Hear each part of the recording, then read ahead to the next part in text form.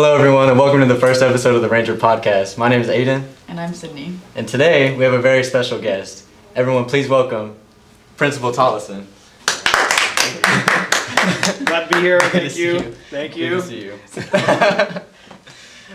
So, coming off a very successful pep rally yesterday. Yeah. It was probably one of my favorites. Sure. I got to walk in it. I got to be a part of it. It was a great experience all around.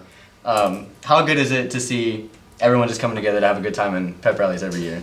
So it's a really good time of year because there are so many students at Lone Star that are like involved in aspects of the school, from football and volleyball and cross country and tennis, band, cheer, Rangerettes, broadcast is, and journalism programs are like really ramping up just because there's so much going on. So there's a lot of good reasons to be excited about things that are happening at school. And we like doing a lot of pep rallies in the fall to celebrate that, to just kind of set a really good positive tone for the beginning of the year. That's awesome. That's awesome.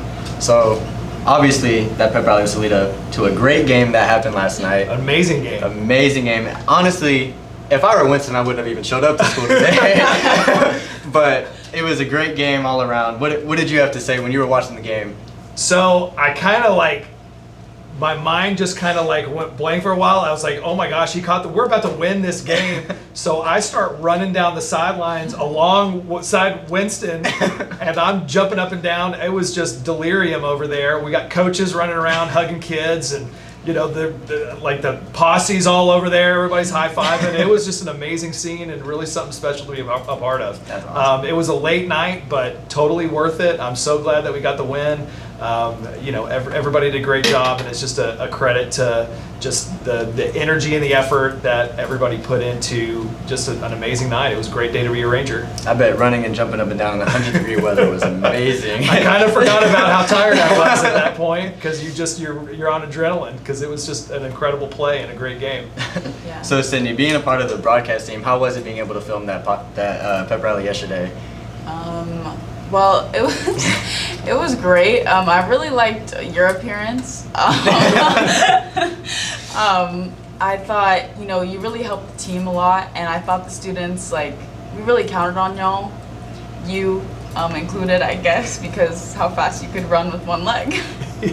I have a lot of explanations on why what happened yesterday happened. Now, I will just explain that I knew a solid 30 seconds before that game started I was going on. Yeah, okay. And I never told anyone this, so I'll say this now. Now may be a bad time to say that I've never blown a balloon before that. You could tell.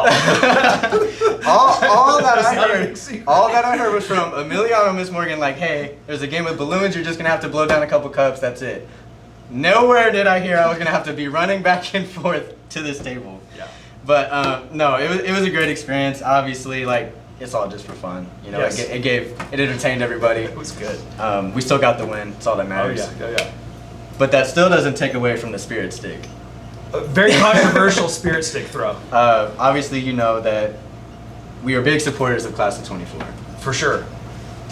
What do you have to say about Class of 25 taking that win yesterday? I mean, so here's what I'll say. I never want to make judgments on who's got the most school spirit. We always want to put that in the hands of our special guest staff member who's going to throw the spirit stick. I will say Coach Ayers made it interesting yesterday. The faces of the seniors when that spirit stick flew into the class of 2025 was something that I will never forget. It was hilarious. The shock was just immense. But kudos to the class of 2025. They had a lot of school spirit yesterday. It was really good. I think my hope is that it is going to establish a really good, good-natured rivalry during our pep rallies coming up between 24 and 25, because that's kind of what you like to see. Is just kind of that good competitive nature and supporting each other. That's awesome. Yeah. That's awesome. So I was recording it, and so he kind of did a weird thing. He was obviously, all of them, they go to the different classes, they kind of taunt them, but in the end, Yes. it's normally the seniors. And so he kind of like, he did that. He was like at the juniors and he was like, you know, kind of taunting them with it. Then he steps over at the seniors and everyone's like, oh, okay, it's going to the seniors. So the juniors start getting quiet because they're like, okay, we lost. And the seniors are getting so hype in that moment. Like I could like I could hear it. And it was like the audio bar, like I could visualize the audio bar going like up to max. And it was like, then he steps over there and then just throws it sideways, barely even like looks to throw it. And so I almost like missed it because like, I didn't even think he was gonna throw it. Major right hand turn by Coach Ayers, faked everybody out. Yeah, it is what it is. It was definitely worth hearing the pep talk from my coach being like, you were running and jumping on one leg after being out. So that was a great conversation to hear. Yeah.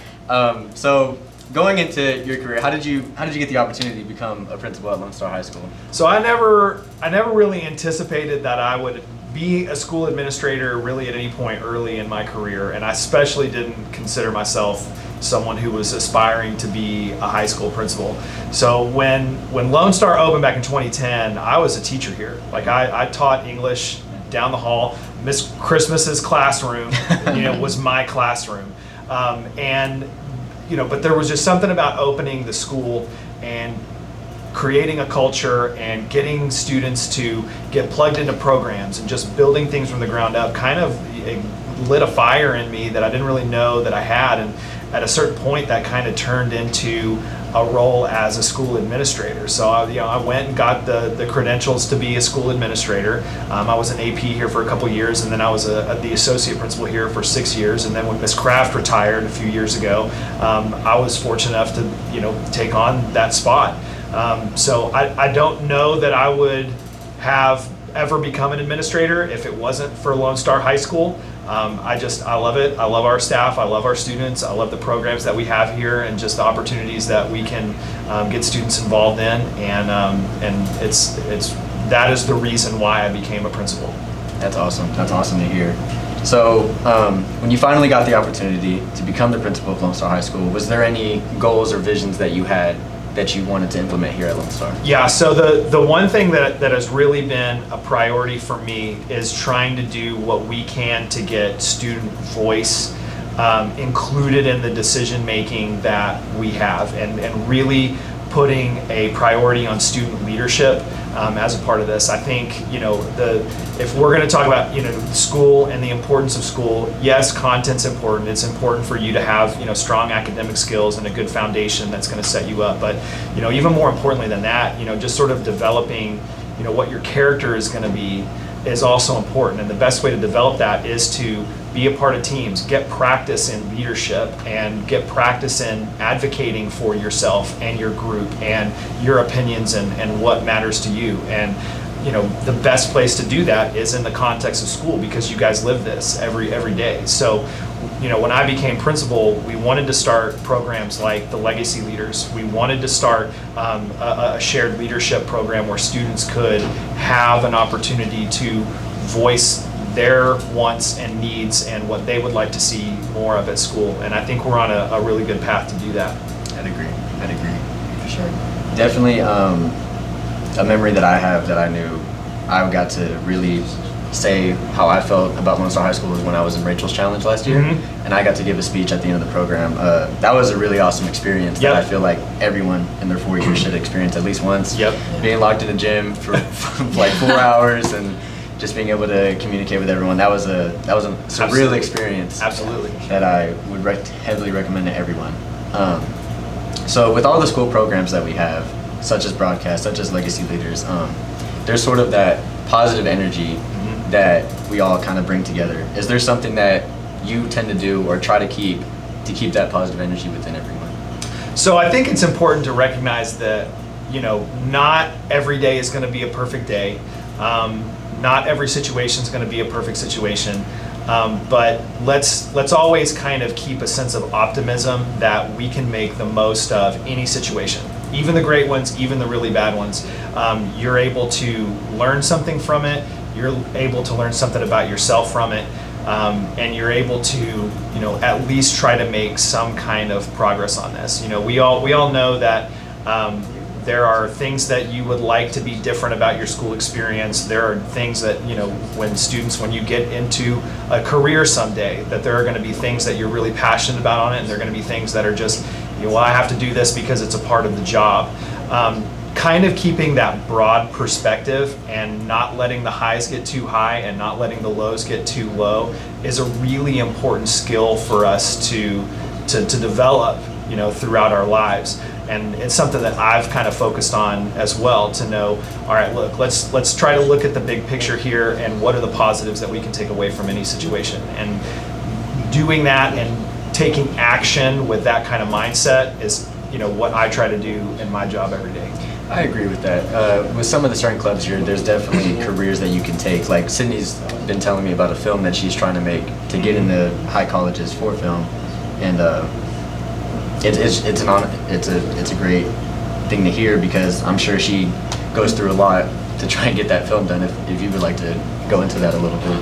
Yeah, so actually the other day at a volleyball game, I was just like, unpacking my camera and stuff, and then I just said hi to Tolleson. He was like, oh, like Morgan was talking to me about like how you were thinking of doing a film, like you should definitely do that. And I was like, okay, like, cause it was like a possibility, and I was kind of thinking about it, but there was like so many thoughts as to like how is this gonna be possible, Then Tolleson said that, and I was like, okay, like I'm gonna actually make this happen. And I think it's just like so nice to have like the encouragement, because like when I told Morgan about my film, she was like, if you want this done, like it's gonna be done.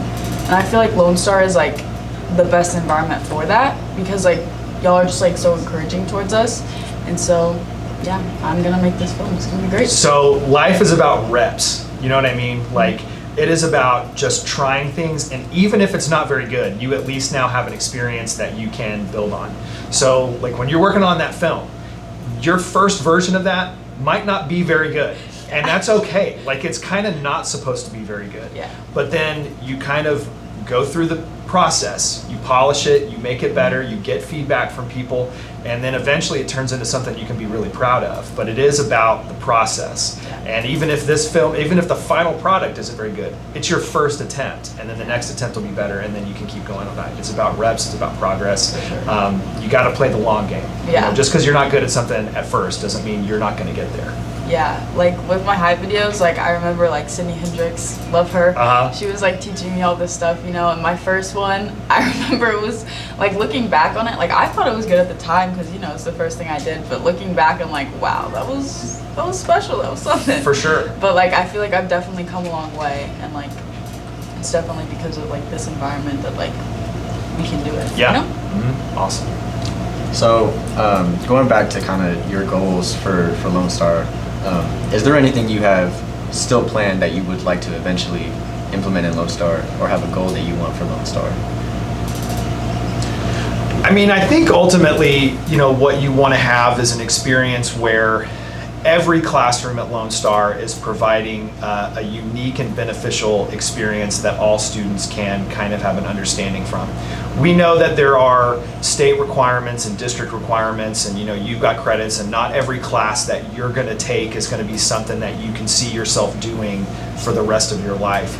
But how can we make our classrooms at least productive and interesting enough, even for students who don't necessarily connect with the content in the same way, and provide students with some kind of experience that they're going to at least be able to reflect on and go, all right, I'm able to take something from that experience, even though I'm not, if it's chemistry class, I'm not going to be working in, the pharmaceutical industry someday, but there are things that I'm learning from that class that I'm going to be able to translate to my life outside of school. And so that to me is kind of the next priority, is what are we able to do as a staff to help students build relevance and meaning for their learning in every single classroom. That's awesome to hear. So I know I have my fair share, and so does Sydney, but we want to ask you, in your opinion, what is your favorite Lone Star memory since you've been here? Oh man. There's a lot. Graduation gets me excited every single year. For a principal, graduation day is really, really stressful because you want everything to go really, really well. You know that's a special moment for everybody who's involved and their families, and it's not just the people that are there, but the people that are watching on the live stream. And so you want to do what you can to make graduation run really, really swell, make it smoothly, make it something that's memorable to everybody. So every graduation is really great. Man, so many amazing sports memories and fine arts memories, and we did a production of Les Miserables a few years ago that was just incredible. Being in the dog pile at AT&T Stadium a few years ago when we beat Highland Park in overtime, I will remember that for the whole rest of my life. That was unbelievable.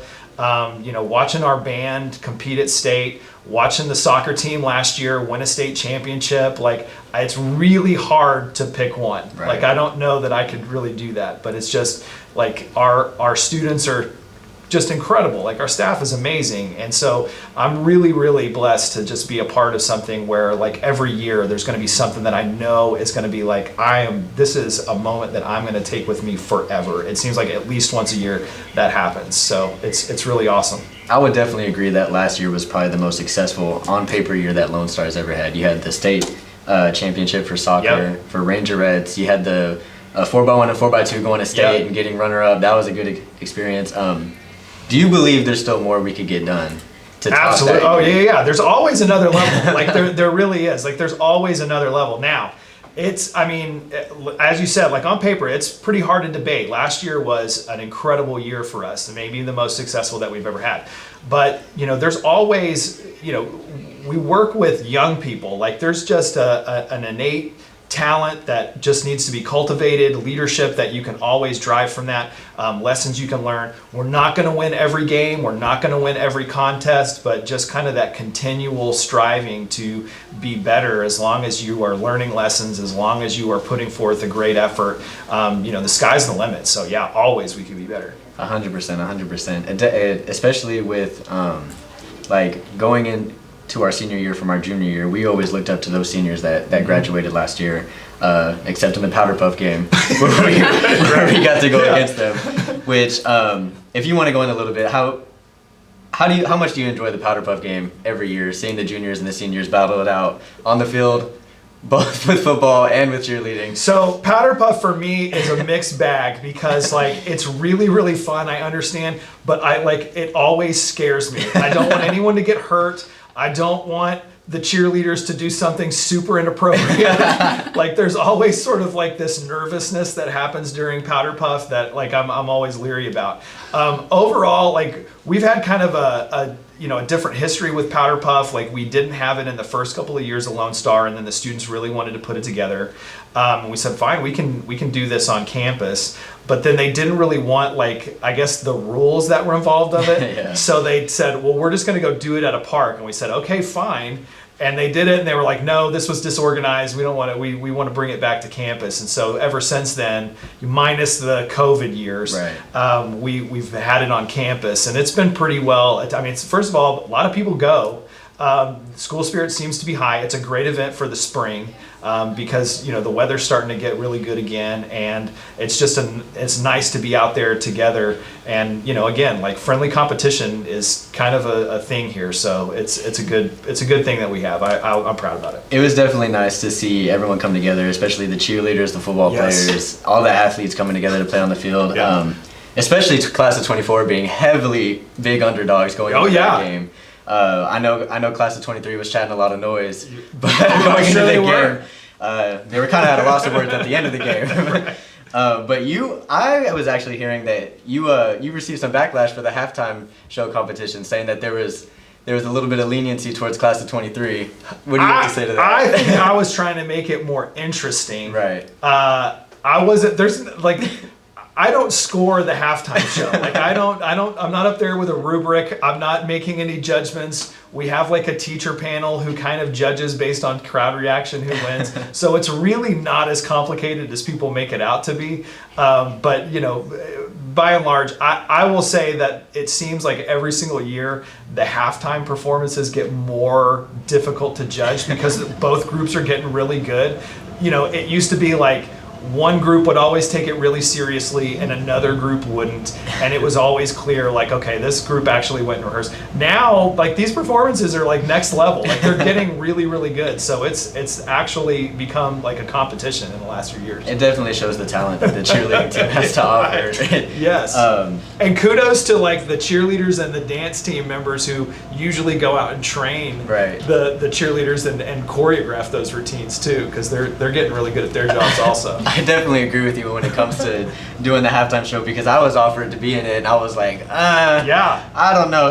But I ended up going, and I was like, this is a lot. This is really cool that they all came together to put on this performance. So it was a good feeling. You've obviously seen a lot of people come and go over the years in certain classes. Out of the 4 classes we have this year, who do you believe is the best class? So how does it? Best at what? Like, are we talking about like most school spirit, best leadership, best overall all class, that stuff? Best overall class. I don't think we're only 4 weeks into the school year. I'm not ready to make a judgment yet. Let's ask me again around like spring break, and at that point I'll probably have a more like clear opinion. Just yet, so far, I mean, 2024. Is the class that I have the closest relationship with, because I've been with you all for the last 4 years or however long. But I mean, again, like there are things that I really like about every other class too. Like even these 9th graders have come in, and I've really liked the enthusiasm that they have for Lone Star.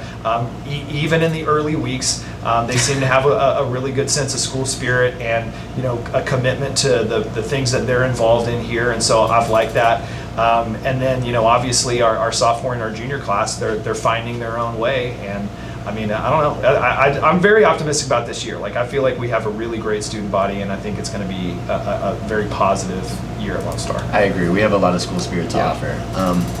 Well, that's about all the time we have to talk to Mr. Tolleson today. I have one last question. Go ahead. Okay, so I've really noticed how you never seem to have like a hair out of place. So would you? A hair out of place? Yeah. Would you share with us your hair routine? Okay, so normally, all right, let's start with the beard, okay? Beard trim happens probably once a month, all right, where I'm trying to keep it looking as neat as I can. I shave my head in the shower like every other day, and then I moisturize, because you can't have like dry, cracked scalp skin. You need to look well groomed and presented. So it's a process. I'm not gonna pretend like I'm a handsome man, but there is a certain level of just pride in your appearance that I think is a requirement of just sort of being a human being in 2024 in America. What a great way to end it. Yeah. What a great way to end it. All right, well, Mr. Tolleson, we'd like to thank you for coming on and being our very first guest. Thanks. We appreciate you for supporting another great program that we'd love to see throughout the year. All right, well, thanks for having me. Of course. Thank you. Thanks a lot. Thanks, everybody.